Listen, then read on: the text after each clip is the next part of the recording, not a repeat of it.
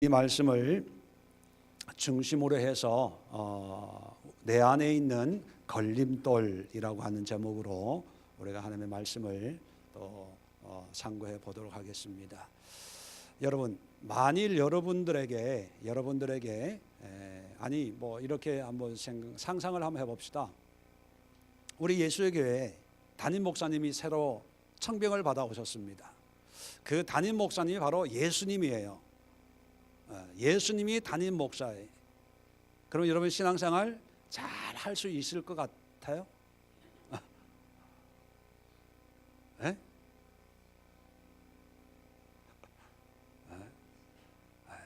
저니까 여러분 자신만만하게 이렇게 신앙생활하고 뭐 큰 소리도 치고 뭐 나를 따르라 뭐 하기도 하고 합시다 뭐 이러는데 여러분 예수님이잖아요. 예수님 하나님이시잖아요.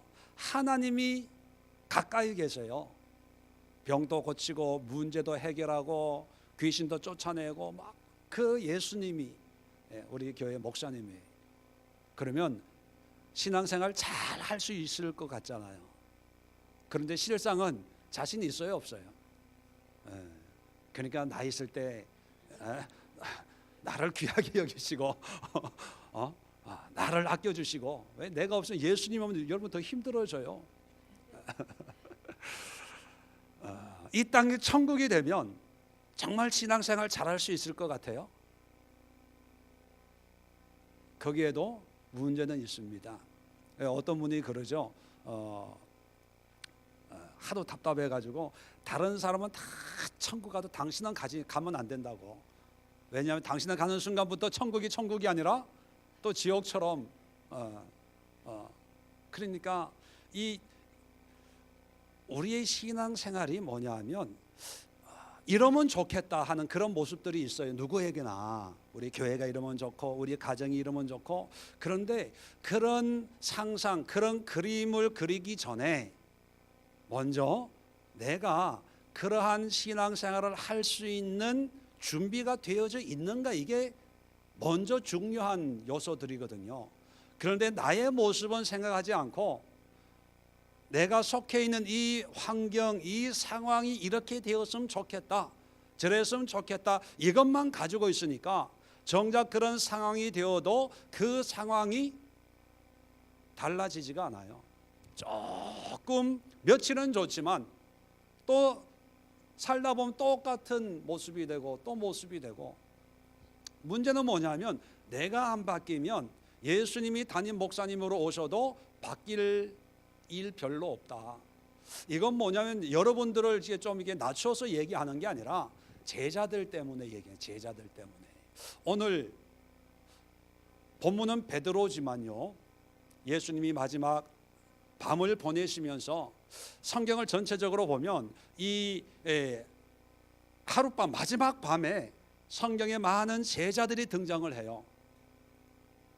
많은 제자들이 등장을 하는데 이 제자들의 모습을 보면서 우리가 깨닫는 바가 있어야 됩니다. 예수님의 제자가 12명이에요. 그런데 제가 말씀드리려고 성경이, 내가 말씀드리는 게 아니라 성경이 마지막 밤에 거론하고 있는 제자가 몇 명이냐? 5명이에요. 12명 중에 5명이면 40%예요. 이 40%의 제자들을 성경이 언급하고 있는데 이 제자들의 실상을 우리가 한번 보면서 예수님을 3년 반 동안 따라다니는 사람이에요. 그러면 보통 사람보다는 나아야 될 거 아닙니까?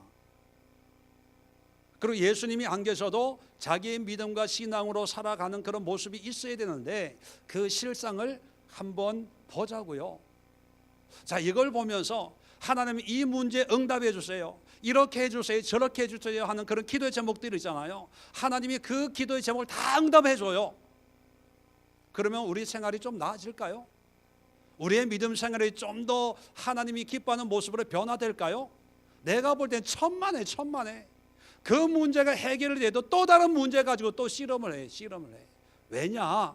내가 안 바뀌면 내 안에 있는 쓴뿌리, 내 안에 있는 걸림돌, 내 안에 있는 내 생각 안에 있는 내 머릿속에 있는 내 가슴 속에 있는, 내 삶 속에 있는 이 문제가 안 바뀌면 우리가 천국에 가도 천국이 천국인 줄도 모르고, 또 하나님 이렇게 해주세요 저렇게 해주세요, 이게 안 좋고요 저게 안 좋고요.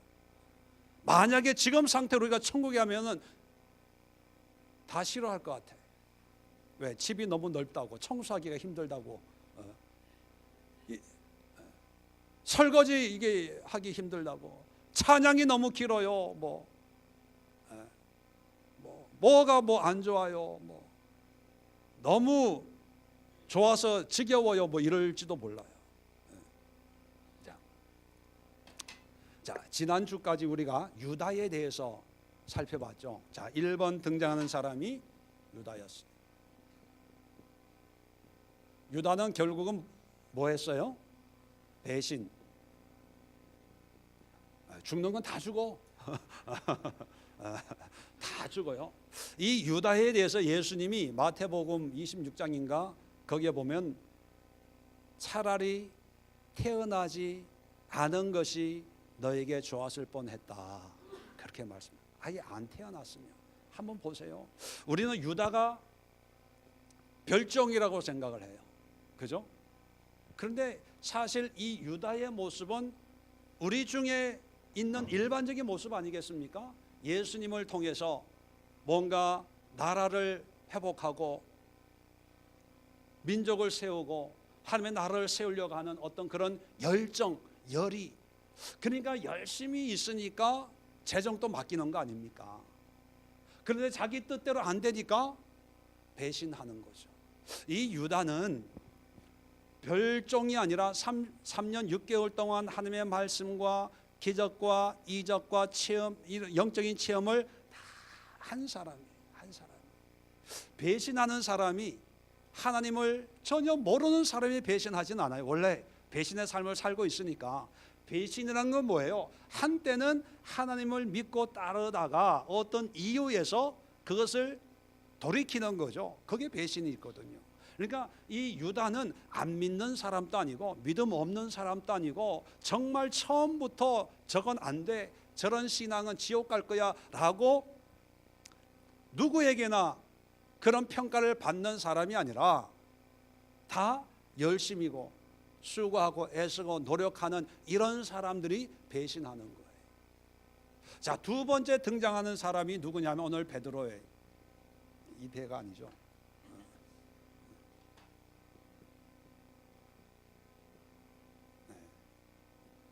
자, 오늘 베드로를 보면 베드로의 특징이 잘 나오는데, 내가 지금은 따라올 수 없으나 후에는 따라가리라 했더니만 37절에 내 목숨을 버리겠나이다. 이 모습을 보면 베드로에게는 뭐가 충만합니까? 열정, 열심. 베드로 하면은 열정 아닙니까? 나중에도 나오지만 로마 군인들이 예수님을 잡으러 올 때 예수님을 지킨다고 칼을 빼가지고 로마 군인의 귀를 잘라버릴 정도로 아주 그런 열이, 열정으로 가득한 사람이에요. 어느 정도였냐면 부활하신 예수님이 갈릴리 호수에 오셨잖아요. 요한이 예수님이다 하니까 걸치고 있던 옷을 벗어제끼고 뭐 했어요? 물에 그냥 호수에 뛰어들어가지고 헤엄쳐서 올 정도로 아주 열심 있는 열정에 열의가 가득한 그런 사람이 베드로예요. 그런데 예수님이 이런 사람에게 뭐라고 얘기합니까? 3번 부인하겠다. 왜 베드로에게 3번 부인할 거라고 말씀하시고 그 말씀에 베드로가 닭 울기 전에 3번 부인하게 했을까? 이따가 말씀드릴게요. 세 번째 등장하는 사람이 오늘 성경에는 안 나오지만 같은 날 밤이에요. 같은 날 밤에 14장에 보시면 도마가 5절에 도마가 등장을 합니다. 4절에 예수님이 내가 어디로 가는지 그 길을 너희가 안다 이렇게 얘기했더니만 도마가 주여 어디로 가시는지 우리가 알지 못하거늘 그 길을 어찌 알겠사옵나이까. 이 말씀, 이 대화 내용만 보면 언뜻 알기가 힘들지만 조금 읽어보면 이 도마의 특징이 우리 11장에 나사로가 병들었을 때 14절 15절 보면 예수님이 나사로가 죽었다. 그러나 내가 거기 있지 아니함을 너희를 위하여 기뻐하노니 이는 너희로 믿게 하려 함이라. 그러나 그에게로 가자. 병들었을 때는 안 가고 나사로가 죽었다고 하니까 내가 거기 있지 아니한 것을 기뻐한다. 이제 내가 누구인지 너희로 나를 믿게 하기 위해서 이제 보여줄 테니까 이제 가자, 그렇게 얘기했어요. 그 얘기를 듣고 디두모라 하는 도마가 다른 제자들에게 이렇게 얘기합니다. 우리도 주와 함께 죽으러 가자, 그러는 거예요. 죽었다고 기뻐하니까 그러면 우리도 죽으러 가자. 그러면 그 뜻은 뭐예요? 우리가 죽어도 누가 살려준다? 예수님이 살려주니까 우리도 죽으러 가자, 이렇다는 거예요. 자, 여기서 도마는 예수님의 말씀을 이해하고 얘기하는 거예요? 아니면 아무 생각 없이 이해가 되죠? 여기도 예수님이 내가 어디로 간 너희가 알 것 3년 반 동안 말씀했거든요. 그런데 모르겠는데요, 이러는 거예요. 나중에 부활했을 때도 알잖아요. 다른 제자들이 예수님 부활하셨다 했더니 만져봐야 알겠다. 그랬을 때 예수님이 진짜 나타나서 직접 못자국에 손을 넣어보고 자 봐라. 그러면서 하신 말씀이 보고 믿느냐 안 보고 믿는 자가 복이 있다. 자, 이 말씀을 통합해본 도마라고 하는 사람은 어떤 사람일까요?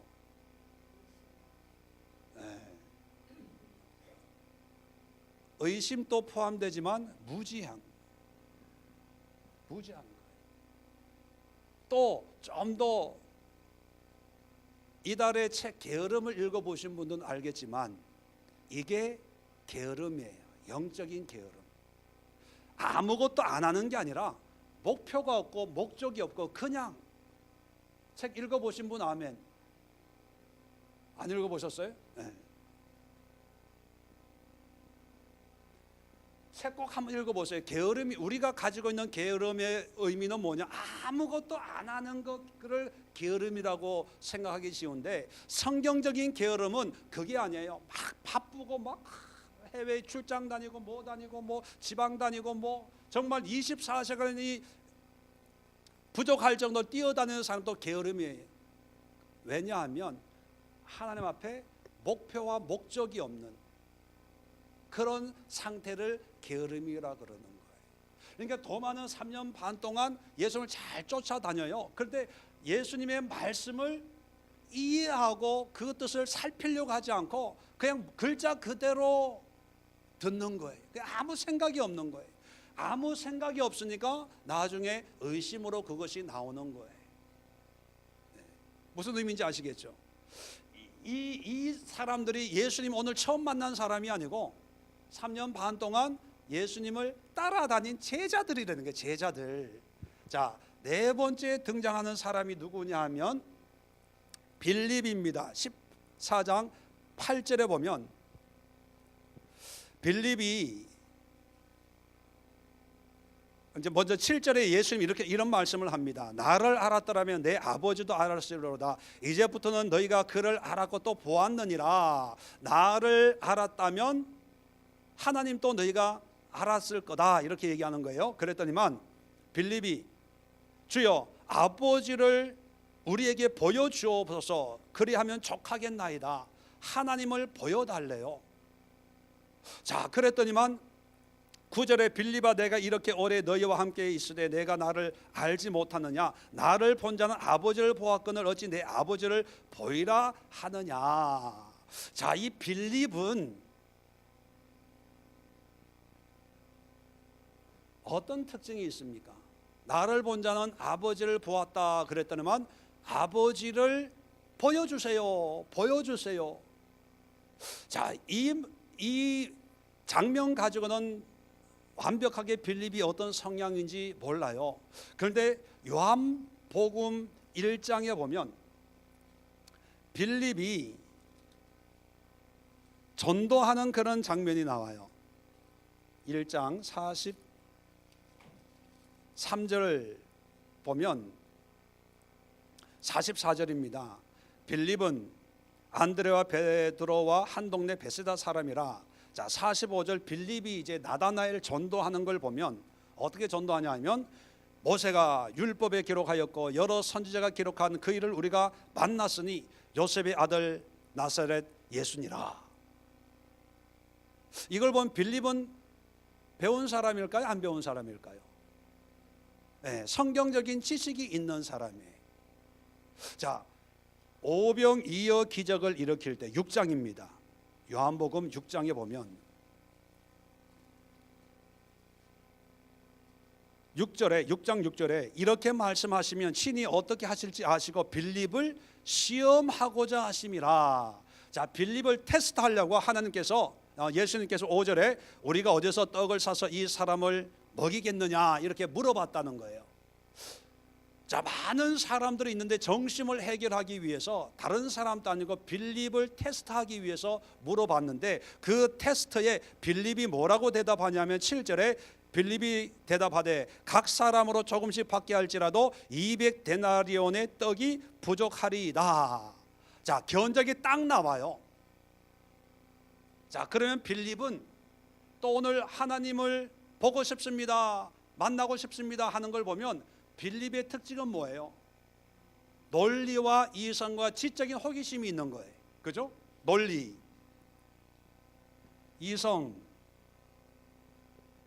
지적 호기심.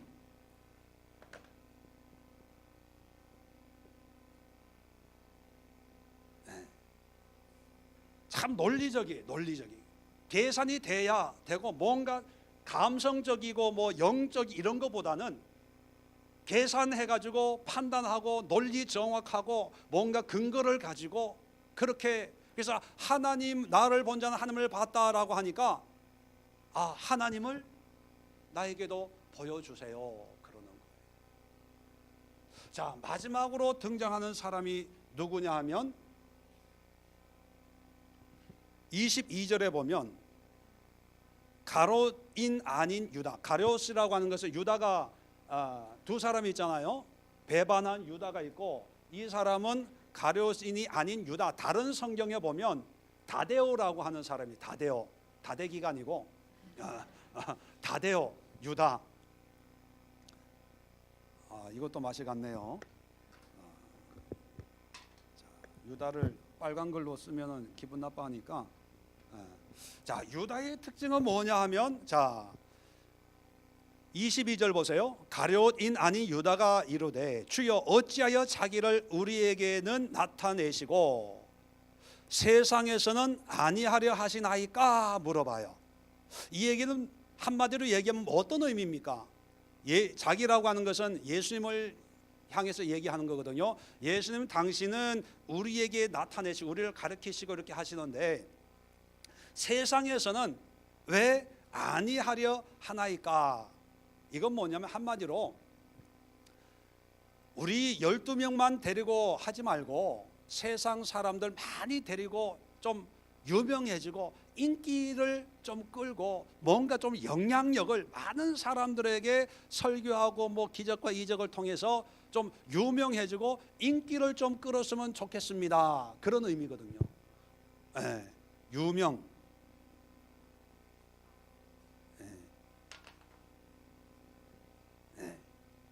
인기 이런 거예요. 그죠?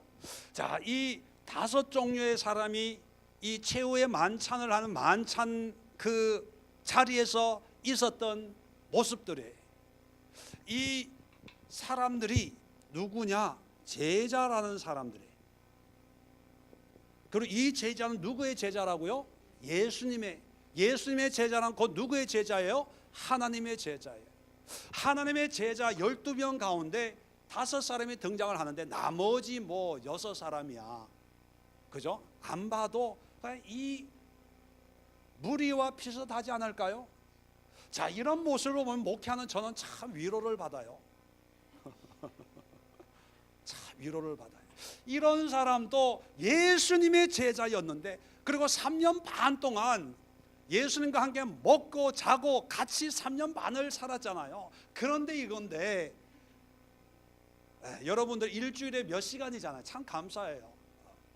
몇 시간을 신앙생활 하면서 뭐 열심히 하는 거 참 감사하죠. 예수님 또 이런데. 할렐루야. 자, 그런데 문제는 뭐냐면 예수님이 이런 사람들을 하나씩 하나씩 말씀으로 깨닫게 해주십니다. 뭐 시간이 없어서 다 뭐 찾아볼 수는 없지만, 뭐 베드로, 유다는 이미 태어나지 않았으면 좋을 뻔했다라고 했고, 베드로에게 대해서는 뭐냐 하면 요한복음 21장에 가면 부활하신 예수님이 베드로에게 3번씩이나 네가 나를 사랑하느냐 말씀을 해요. 그러면서 내가 주를 사랑하니 주께서 아십니다 대답을 했을 때 예수님이 3번에 걸쳐서 말씀하신 게 있습니다. 그게 뭐죠?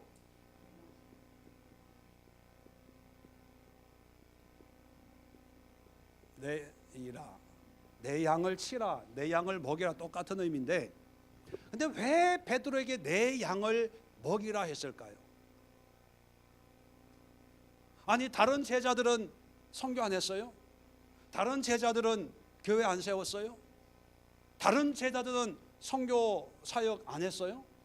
다른 제자들도 성도들을 양육하고 세웠잖아요. 역사 보면 다 전 세계에 흩어져 가지고 사역을 했거든요. 베드로만 한 게 아니에요. 근데 왜 베드로에게 내 양을 먹이라 했을까요?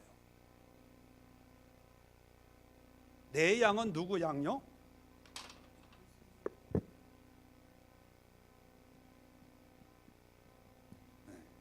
예수님의 양이라고 하는 것은 꼭 성도의 의미가 아니라 예수님의 일을 위해서, 하나님의 뜻을 위해서, 하나님의 사역을 위해서, 하나님의 사명을 위해서 여러 가지 의미, 이 양이라고 하는 것은 구체적으로 목회만을 의미하는 게 아니라 하나님의 모든 것을 감당하라는 거죠. 여기서 중요한 게 양이 아니라 나. 자, 이 열정 열의는 그러면 누구로부터 나온 걸까요? 열정 열의 자기 자신으로부터 나온 거예요. 자기 자신으로부터. 성격이 베드로는 원래부터 열정과 열의가 있는 사람이에요. 그러니까 이 원래부터 있는 열정과 열의를 가지고 예수님을 따르는데, 그 따르는 열심도 하나님이 좋아서 예수님이 너무 귀해서 열심이 아니라 사실 뭐예요? 자기 자신 때문에 열심인 거예요. 이해가 되세요? 그러니까 예수님이 이런 열의를 가지고 있는 사람이 네 성격으로, 네 성품으로, 네 욕심으로, 너 기질로 내 양을 먹이지 말고, 그러니까 네 양을 치지 말고 내 양을 먹여. 내 양. 이 내 양이라고 하는 것은 하나님이 주인이 되고 하나님이 중심이 되고 하나님의 뜻을 위해서, 하나님의 말씀을 위해서, 하나님의 영광을 위해서 일하라는 거예요. 그런데 지금까지 예수님을 따르는데 특별한 열정과 열의를 가지고 따랐어요. 그것은 뭐냐 하면 베드로가 가지고 있는 자기 안에 있는 그냥 성품이에요. 만약에 베드로가 우리 교회 집사예요. 그러면 열심히 안 할까요? 이 베드로가 절에, 저기 봉원사 모르겠어요. 그런 절이 있는지 몰라도 거기에 보살이에요. 보살. 그러면 절 일 열심히 할까요? 대충 할까요? 어떻게 하세요? 이거는, 이 열의는 하나님으로부터 온 게 아니고 그냥 자기가 어부 생활할 때도 열심히 하고 뭐 할 때도 열심히, 자기 자신을 위해서 그냥 열심히 하는 거. 이유가 없어요. 그래야 속이 편해. 반대로 그렇게 열심히 안 하는 사람 보면 이 게으른 사람, 뭐한 사람 그러고 자기는 열심히 해요. 이게 열심을 가지고 예수님을 쫓으니까 예수님이 그 네가 가지고 있는 열의와 열정의 실체가 뭔가를 보여주기 위해서 3번 부인하리라 이렇게 말씀하시는 거예요. 그 닭 울기 전에 3번 부인한 그 자체는 뭐냐면 베드로가 가지고 있는 각오, 결단, 생각, 신념이 얼마나 무의미하고 연약한가를 깨닫도록 하기 위한 하나님의 방법이에요. 그래서 부활하셔서 네 생각으로 사역하지 말고, 너 성품으로 사역하지 말고, 너의 이성으로 사역하지 말고 내 양을 먹여. 나를 위해서 하라. 나를 위해서. 자, 그 다음에 도마에게 나중에 부활해가지고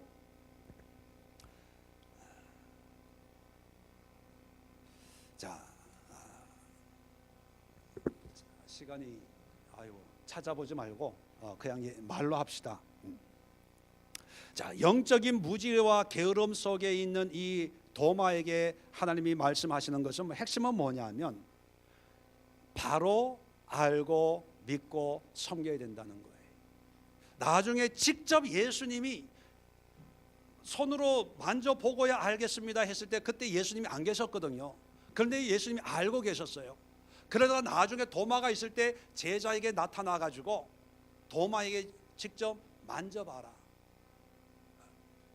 보고 믿느냐? 보지 않고 믿는 자가 복되도다. 그렇게 얘기했거든요.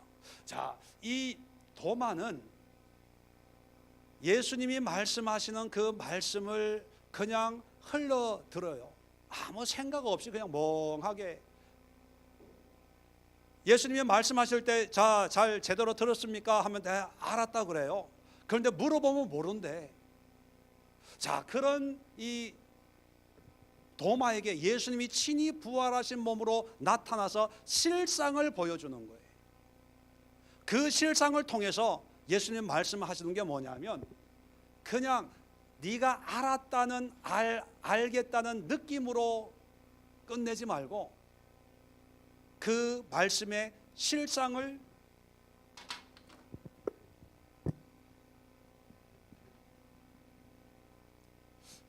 추구라는 의미가 맞는지 모르겠지만 그 말씀을 믿고 따르라는 거예요. 이게 어떤 면에서는 믿음일 수 있죠. 믿음.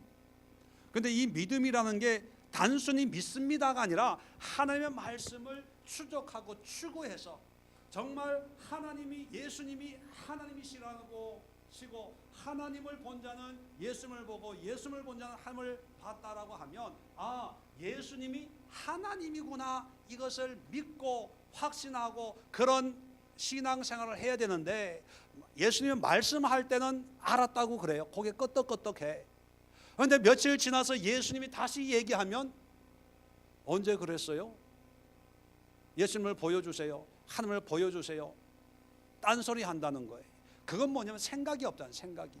이 믿음이라고 하는 것은 그냥 믿습니다 하는 것이 아니라 구체적으로 예수님의 말씀을 나에게 주신 말씀으로 받아들이고 이 말씀이 진리이고 참이라는 것을 추구해야 된다는 거죠.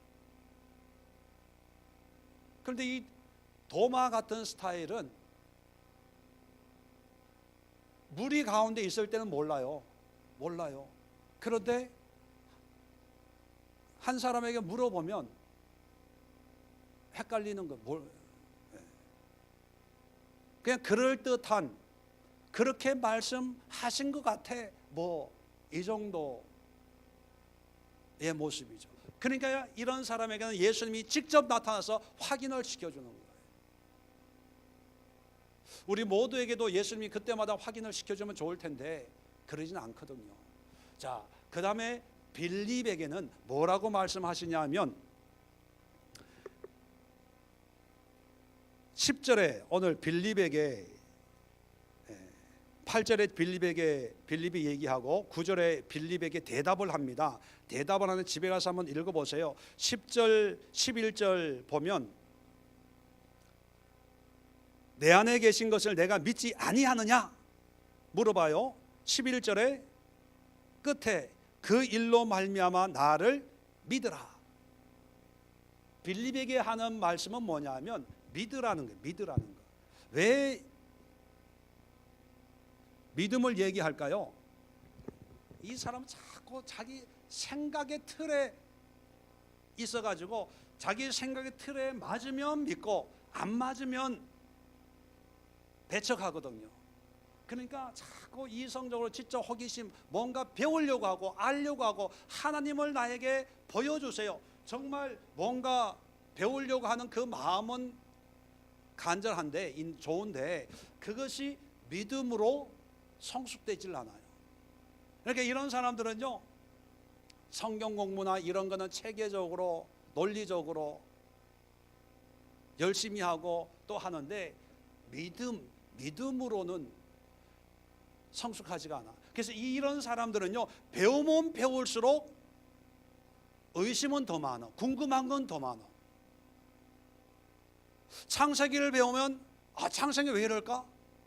뭐 고고학은 생물학은 진화론은 뭐 그러고, 계시록을 배우면 지구의 종말은 언제 임하는 걸까? 뭐 이러고, 아주 박식하고 다양한 지식을 가지고 있지만 그게 믿음이 안 돼요. 그러니까 예수님이 이런 지식을 붙들지 말고 믿어라 그러는 거예요. 마지막으로 가롯인 아닌 유다에게 말씀하시는 내용은 뭐냐면 23절 보면 예수님이 그의 유다에 대한 대답을 이렇게 합니다. 사람이 나를 사랑하면 내 말을 지키리니 내 아버지께서 그를 사랑하실 것이요 우리가 그에 가서 거처를 그와 함께 하리라. 나를 사랑하지 않는 자는 내 말을 지키지 아니하나니 너희가 듣는 말은 내 말이 아니요 나를 보내신 아버지의 말씀이다 라고 얘기합니다. 한마디로 얘기하면, 자, 이 사람은 뭘 추구해요?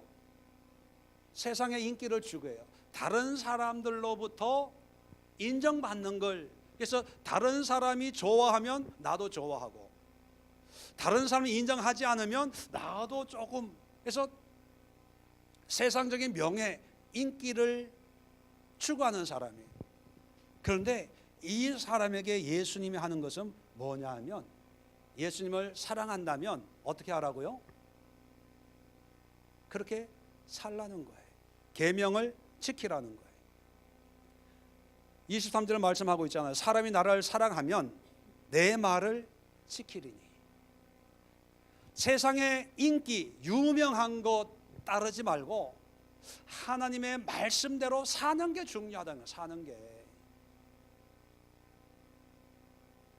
삶의 삶,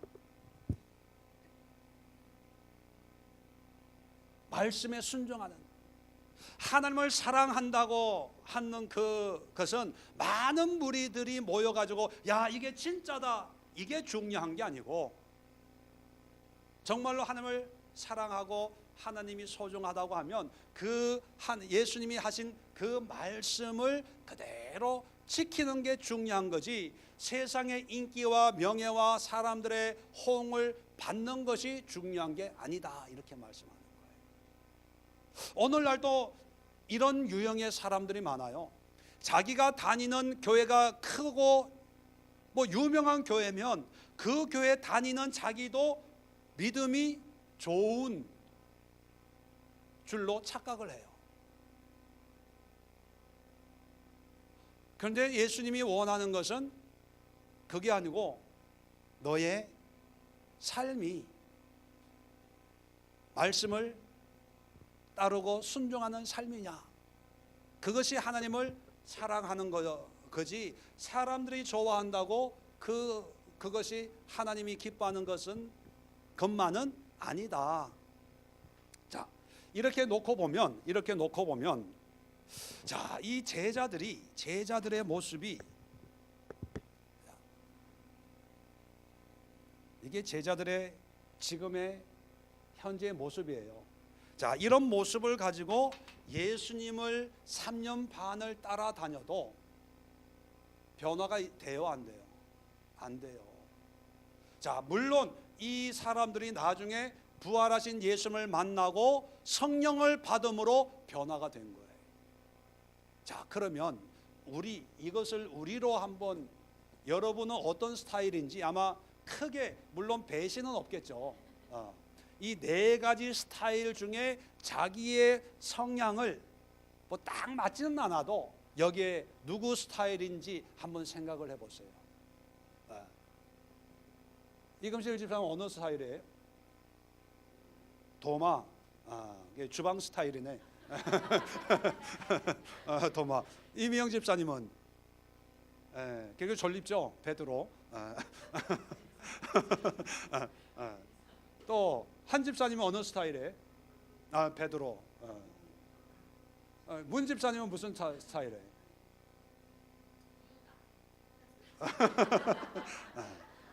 전 집사님은 어느 스타일인 것 같아요? 빌립. 원 집사님은 빌립. 저기 정현철 집사님은 도마. 둘이 같이 봉사하시면 되겠네. 자, 제가 왜 이렇게 묻냐 하면 뭐 딱 맞지는 않지만 이런 스타일의 성향이 있어요. 자, 이런 스타일에서 예수님이 오신다고 변화될까요? 안 된다는 거예요. 안 된다는 거예요. 자, 이것을 없애야, 바꿔가지고 이것으로 대치를 해야 된다는 거예요. 자, 이렇게 바꿔지는 계기가 뭐냐? 부활하신 예수님을 만나가지고 또 그 말씀에 이제 믿음으로 순종해요. 열정으로 하는 게 아니라 내 양을 먹이라, 예수님의 말씀으로 살아야 되겠다 해가지고 예수님의 부활 승천한 다음에 마가의 다락방에 모여가지고 전심으로 기도하기를 시작한 거예요. 그럴 때 성령이 임해서 우리가 아는 제자들이 된 거예요. 자, 그렇다면 이것은 하나님이 우리를 부활의 하나님을 만나 주시고 성령을 주시는데, 그 성령 체험을 하기 위해서 우리가 해야 될 일은 뭐냐면 성령 주세요, 하나님 주세요, 임하여 주옵소서, 더 기가 막힌 말씀을 주세요, 더 은혜로운 말씀을 듣게 해주세요. 백날 해봐야 한 달, 두 달 그 교회 목사님 설교 들으면 또 실증이 나요.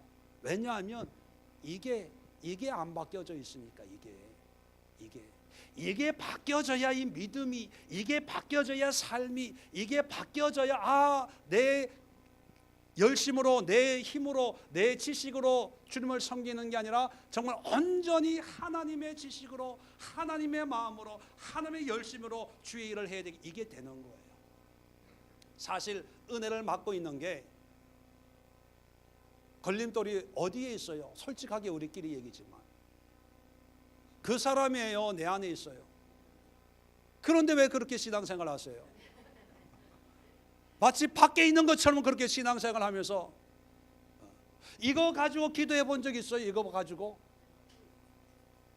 이제 아니까 하는 거야. 아니까 이제 시작한 거야. 이게 시작한 거야. 이거 가지고 실험을 해야 돼. 이거 가지고 실험을. 아마 고개 끄덕끄덕 하는 사람은 아마 뼈저리게 느낄 거예요, 요즘에. 그런데 아직도 모르는 이게 무슨 소리야 라고 하는 사람들이 있어요.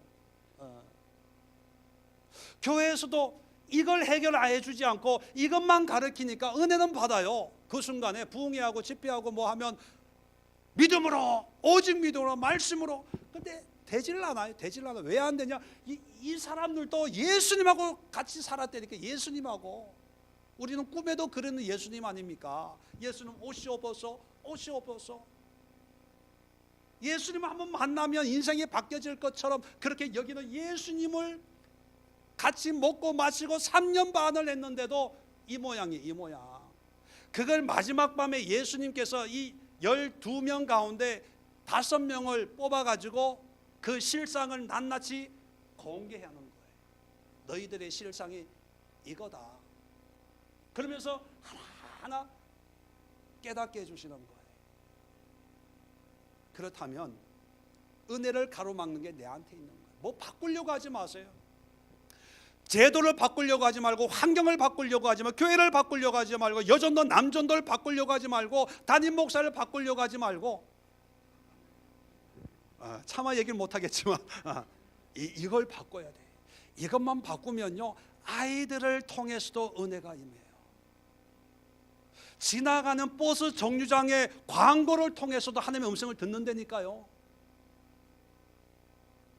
그냥 무심코 본 들에 있는 풀 한 폭이 나무 한 그루, 단풍이 다 떨어진 그냥 뼈만 앙상, 가지만 앙상하게 남은 그 나무 한 그루를 통해서도 하나님이 나에게 말씀하시는 음성이 들려요. 뭐 자꾸 좋은 말씀, 기가 막힌 말씀, 뭐 좋은 환경, 뭐 이런 거 저런 거, 이것만 따지면, 이게 안 되면 아무 소용이 없어요. 마음 아픈 게 뭐냐면, 오늘날 뭐 대형 교회가 나쁘다는 얘기는 절대로 아닙니다. 왜 대형 교회는 자꾸 커지고 작은 교회는 자꾸 없어지냐 하면, 이게 해결 안 되는 사람이 답답하니까 그냥 무리 속에 들어가는 거예요. 대형 교회의 특징이 뭐 익명성이고 내가 드러나질 않아요. 이렇게 고민하지도 않아요. 그냥 무리 속에, 내가 믿음의 무리 속에, 삶의 무리 속에, 그냥 하나님이 역사하시는 그런 무리 속에 들어가 있으면서 착각을 하는 거예요. 나도 이 사람 중에 일부구나. 저는 그렇게 뭐 다는 다 그렇다는 얘기가 아니라 그냥 현상적으로 그런 성향이 큰 거예요. 왜? 작은 교회에 이게 드러나거든요. 이게 다 드러나니까 두려워해요. 무서워해요. 결론적으로 말씀을 드립니다. 내 안에 장애물이 있어요. 아까 뭐 베드로 스타일 뭐 이런 분들은 아마 이걸 보고 그렇게 얘기했을 거예요. 이걸 보고 얘기한 게 아니라, 그렇죠? 그러면 이 문제를 가지고 씨름을 해요. 내 이성을 내려놓으세요. 내 열정, 내 열이 나를 위해서, 특히 한국은 나라고 하는 것을 중요하게 여기는 민족이잖아요. 체면, 특히 남자 성도님들, 그리고 죄송하지만 연세가 좀 50 이상 되시는 분들, 다야? 다 걸려? 이 나, 체면, 안목, 이목, 그런 걸 내려놔야 돼요. 신앙생활도 내가 가지고 있는 그런 지식이나 모습으로 신앙생활하는 게 아니라 내 양을 예수님의 말씀으로 살아야지, 예수님 앞에서의 내 모습으로 살아, 이런 생각을 가지고 하나님 앞에 아무것도 아닌 것처럼 그냥 옷을 그냥 다 벗어요. 알몸처럼 하나님 앞에 나가야 돼. 그래야 변화가 일어나는 거예요. 도마처럼 그냥 영적인 게으름, 그냥 듣기는 들어요. 그런데 깊이 생각 안 하고 하나님의 말씀의 의미를 추구하지 않고 그냥 잠결에 그냥. 어떤 분은 그래, 목사님 제가 저라도 듣기는 다 들어요. 목사님 설교할 때 이랬죠? 이랬죠? 그래요. 나는 그거 기억하라고 설교하는 게 아니라 그 말씀을 통해서 하나님의 뜻이 무언가를 깨닫기를 원하는 거거든요. 들어달라는 게 아니에요. 들어달라는 게 아니에요. 추구해달라는, 그 말씀을 붙들고 내가 이렇게 살아야 되고, 하나님 나에게 이런 말씀을 하시는, 그게 믿음으로 바뀌어야 되는데, 어떤 집사님, 목사님 눈 감고 있어도요 다 들어요. 이 문제 가지고 씨름해야 돼요. 기도합시다. 좋으신 하나님, 신앙의 장애물은 외부에 있는 것이 아니라 바로 내 안에 있음을 다시 한번 보게 됩니다. 내 안에 있는 이런 장애물들